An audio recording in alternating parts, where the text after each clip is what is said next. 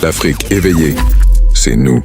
Les terroristes peuvent aujourd'hui se déplacer d'un point A à un point B, peut-être mener des attaques, mais ne repartiront pas sains et saufs parce que nous les suivons, nous les traquons jusque dans leur dernière demeure. Il est encore temps pour ceux-là qui ont été trompés, qui se sont engagés dans cette bataille, de déposer les armes. Parce que viendra un moment où il ne sera plus possible de déposer les armes. Salut à tous, bienvenue sur la chaîne. Si vous n'êtes pas encore abonné, abonnez-vous et n'oubliez pas d'activer la cloche de notification. C'est fait, let's go. Peuple du Burkina Faso, camarades combattants pour la liberté, pour la paix et l'indépendance réelle. C'est un plaisir pour moi et un honneur de m'adresser à vous en ce jour mémorable, marquant donc le 63e anniversaire de la proclamation de l'indépendance de notre chère patrie, le Burkina Faso. Mais avant tout propos, permettez-moi de rendre grâce à Dieu Tout-Puissant qui nous a permis aujourd'hui de pouvoir nous tenir ici et nous adresser à la nation entière. Permettez-moi également de rendre donc un hommage à tous ces combattants qui bravent vents et marées et qui nous permettent de survivre. Permettez-moi de rendre un hommage à tous ceux qui ont perdu la vie dans ce combat. Tous ceux qui sont aujourd'hui sur les lits d'hôpitaux et qui cherchent à recouvrer la santé, nous prions Dieu qu'il leur accorde meilleure santé. Et que ceux, les êtres chers que nous avons perdus, nous prions Dieu également que la terre libre du Burkina Faso leur soit légère. Camarades, permettez-moi une fois de plus de rendre hommage à tous ces fils et filles du Burkina Faso restés à l'arrière, qui ne ménagent aucun effort pour permettre à ceux qui sont au front de pouvoir se battre. Tous ceux qui contribuent à l'effort de guerre, tous ceux qui sont engagés, qui prient jour et nuit pour que la paix puisse revenir au Burkina Faso. J'irai aussi mettre en garde les valets locaux de l'impérialisme qui sont à l'arrière, ici avec nous, à l'intérieur du pays comme à l'extérieur, de changer de fusil d'épaule. Parce qu'il est temps qu'on arrête et qu'on puisse voir dans la même direction et agir pour que le Burkina puisse recouvrer la paix. Nous n'allons plus dérouler le tapis rouge à ces valets locaux parce qu'il y a un temps à toute chose. Il y a de cela plusieurs années, le Burkina Faso connaît sa page la plus sombre de l'histoire. De quoi s'agit-il? Ce terrorisme qui nous est imposé, qui nous endeuille et qui nous empêche de vivre n'est qu'une manifestation violente de l'impérialisme. Ces impérialistes, en plus de piller nos États, en plus de nous spolier, à travers les valeurs locaux qu'ils ont mis à la tête de nos États, États d'ailleurs qu'ils considèrent comme étant leur sous-préfecture, aujourd'hui a atteint son paroxysme en nous envoyant une horde de criminels qui tuent hommes, femmes et enfants. Nous supposons que c'est l'apogée de l'impérialisme et du néocolonialisme. Le vaillant peuple de Burkina Faso va les accompagner dans le déclin. Il y a un an de cela, nous nous sommes offusqués et nous nous sommes révoltés contre la manière de mener cette guerre. Le peuple nous a confié une mission. Nous ne doutons aucunement de notre peuple, de sa vaillance, de sa résilience. Ce peuple qui n'abdique jamais, qui n'abandonne pas, qui fait face à l'adversité. Nous avons décidé, en toute âme et conscience, de prendre la destinée de cette patrie et de mener la guerre. Parce que la guerre pourrait durer si jamais on ne la menait pas. En témoignent ces cellules dormantes qui se sont subitement réveillées lorsque nous avons décidé d'enclencher le combat. Ces derniers jours, vous avez pu remarquer l'intensité de la bataille qui nous reconforte dans notre thèse qu'il y avait plusieurs cellules dormantes qui devraient entretenir cette guerre pendant des décennies et des décennies. En engageant cette bataille, nous avons fait appel aux fils et aux filles de la nation. Nous ne doutions point. Les gens ont répondu présent. Plus que ce que nous estimons, et aujourd'hui encore plus, les gens sont déterminés à s'engager pour la bataille. Nous remercions ce vaillant peuple d'avoir compris ce message. En plus de cela, nous avons souhaité à ce que le peuple finance sa propre guerre, ce qui a été compris. Aujourd'hui, les gens soutiennent, appuient les forces combattantes comme ils peuvent. Beaucoup de choses sont faites, mais nous allons encore demander encore plus de sacrifices. Merci à ce peuple qui a compris que la seule manière d'y arriver, c'est de faire sa propre guerre une bonne fois pour toutes. En venant donc à la tête de l'État, nous avons trouvé une armée en sous-effectif, mal équipée, mal organisée, peut-être mal entraînée. Il s'agit pour nous, dans un premier temps, de faire appel rapidement aux VDP qui ont répondu et aussi de les équiper, ce qui ne fut pas une tâche facile. Dieu merci, nous y sommes arrivés à équiper tous ceux que nous avons pu recruter.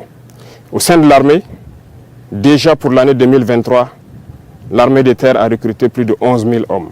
5 000 autres sont en phase d'être recrutés dans les jours à venir. S'agissant de la réorganisation, très vite nous avons compris qu'il nous fallait des unités organiques. Ce qui a conduit donc à créer, dans un premier temps, 6 bataillons d'intervention rapide. Et ensuite, 6 autres bataillons d'intervention rapide ont rejoint les différents groupements de forces. Aujourd'hui, 7 bataillons d'intervention rapide sont prêts. Certains ont commencé leur déploiement et d'autres vont se poursuivre dans les 2-3 semaines à venir. 5 autres bataillons sont en constitution et en formation pour renforcer les rangs de ce bataillon d'intervention rapide. 2 bataillons d'intervention aéroportée ont été créés. Un est déployé dans la zone de Boromo, l'autre sera déployé dans les jours à venir dans la zone de Koudougou. Du côté des forces de sécurité intérieure aussi, beaucoup d'efforts ont été faits. En ce sens que, pour le cas de la police par exemple, nous avons réorganisé les forces pour les constituer en groupements d'unités d'intervention qui sont aux côtés donc des forces armées pour mener le combat. 12 GOUMI ont été créés dans ce sens et d'autres sont en phase d'être créés. Au sein de la gendarmerie, nous avons renforcé les effectifs par le recrutement d'environ 3 000 auxiliaires. Une première phase est terminée, l'autre est en formation. De même que dans les rangs des eaux et forêts, nous avons spécialisé une bonne partie pour former une unité qui pourra agir dans les forêts, qui est aujourd'hui prête. Et cette unité est en train de s'engager également. Toutes les autres forces de sécurité intérieure ont pu être dotées en équipement tels qu'ils n'en ont jamais connu de leur histoire. Mais ce n'est que le début, parce que nous continuerons à les équiper et à monter en puissance. Du côté de l'armée de l'air, il a fallu à un moment donné revoir donc notre potentiel aérien. Aujourd'hui, nous pouvons dire fièrement que le Burkina Faso est doté d'appareils de dernière génération qui nous permettent de scruter donc notre territoire à partir des cieux, ce qui nous permet d'engranger un certain nombre de résultats.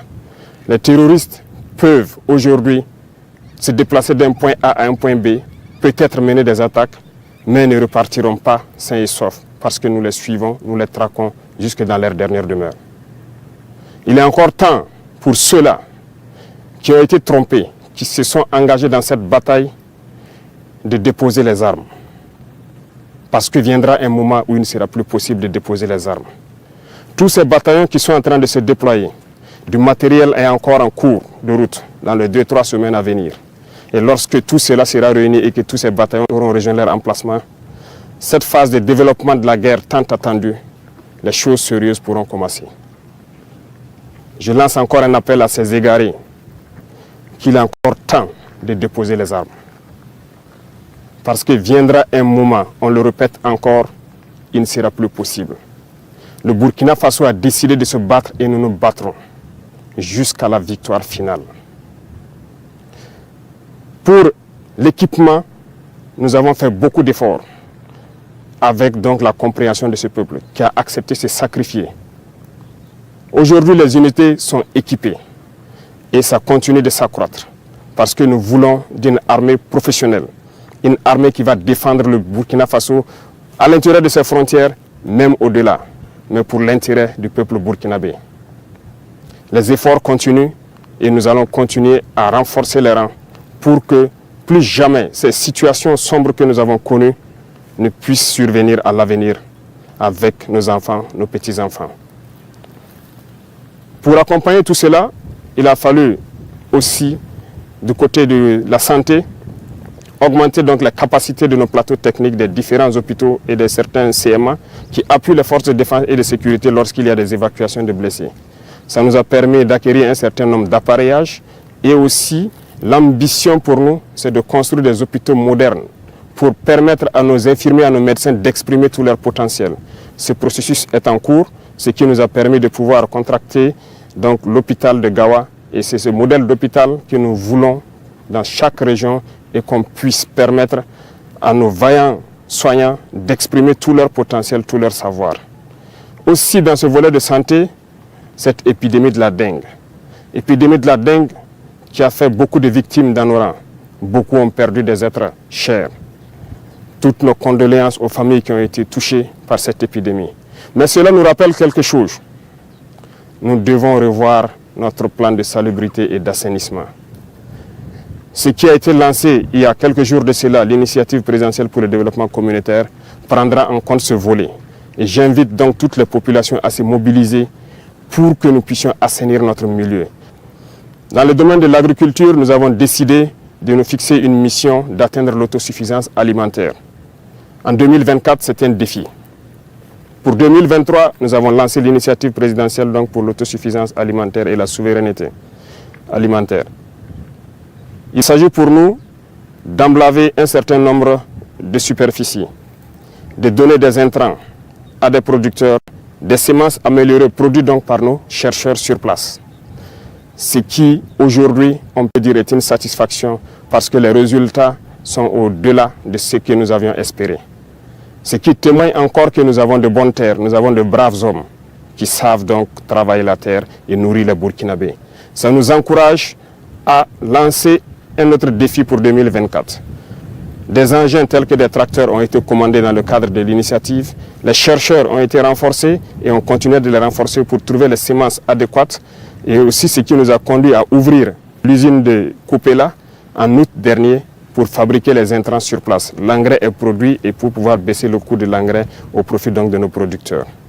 Dans le même sens, il y a donc l'offensive agricole qui a été lancée par le ministère de l'Agriculture récemment et ça se poursuit dans toutes les régions du Burkina Faso. J'invite donc les populations des différents villages à s'impliquer, à aménager tout ce qui est bas-fond, toutes les terres cultivables. Et nous mettrons tout en œuvre pour les accompagner pour qu'on puisse produire au maximum dans cette saison qui arrive. La contre-saison est également lancée dans les points où il y a des eaux de surface. Et l'accompagnement est fait à travers donc des semences améliorées produites par nos chercheurs d'un certain nombre de spéculations qui ont déjà été dotées à certains producteurs. On ne pourra pas parler d'agriculture sans parler donc du développement de l'agroalimentaire. Nous sommes en train d'encourager actuellement donc tous nos importateurs et tous nos opérateurs économiques à se lancer dans la production, dans la transformation.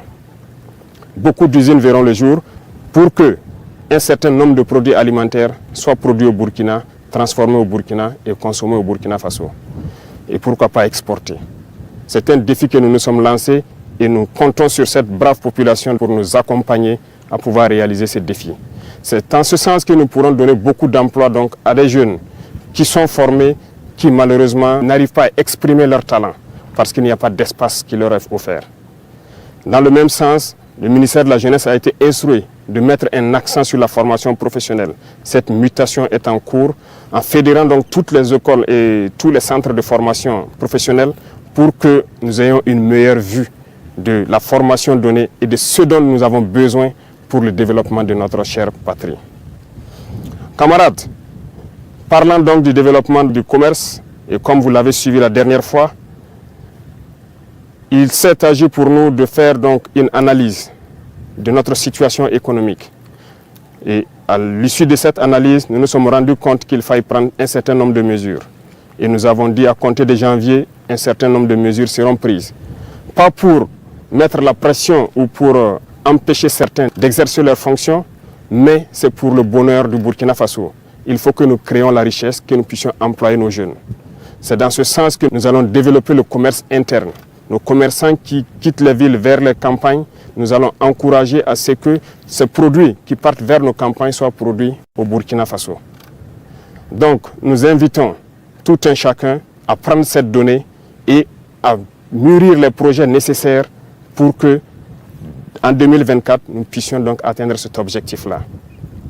Sur le volet donc de la coopération, un bon nombre de partenaires ont refusé de nous accompagner, de nous aider à acquérir le minimum d'équipements. Jusqu'au jour d'aujourd'hui, certains équipements dont nous avons payé des avances auprès de certains pays qui sont favorables à nous les livrer, les licences ont été bloquées par d'autres États impérialistes qui n'ont aucun intérêt à ce que nous puissions évoluer dans notre guerre.